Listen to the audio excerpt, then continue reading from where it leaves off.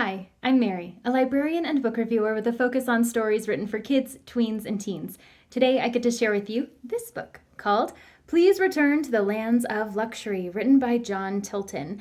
This is the story of a girl called Jane who has all her life lived on an island made of trash.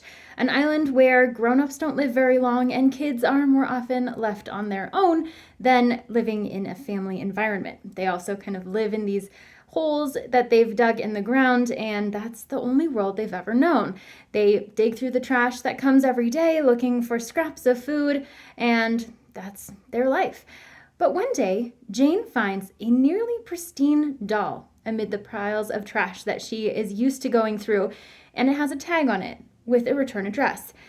Now, no one's ever left the island before, but Jane knows that this doll has to get back to its owner. So she decides that she's going to venture into the unknown, fight the robots along the way, and figure out who belongs to this doll. But when she gets to the lands of luxury, things are not as she expected, and she finds that it's more difficult to decide whether or not to return home than she first expected. This story is a great middle grade novel, especially for those who are venturing away from home, possibly for the first time. So the comforts and familiarity of home, and then venturing into the wider world and the unknowns that await there. The story is told through multiple perspectives, so you get a sense of several of the characters' thoughts and feelings.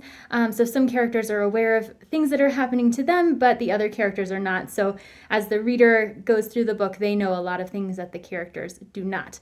It is written for a middle grade audience, so it has some wholesome delivery and also shorter chapters. There's some white space in here as well, and the story moves fairly quickly. So as you get into the book, you get to know the characters, you get to know the experiences that they're facing, and you begin to empathize with them as well. So while this is on its surface a story about a character who is leaving home and trying to find her place in the world, there's also the environmental component of trash and where it goes, and knowing the truth of what is really happening around you when someone may or may not be telling you 100% the truth.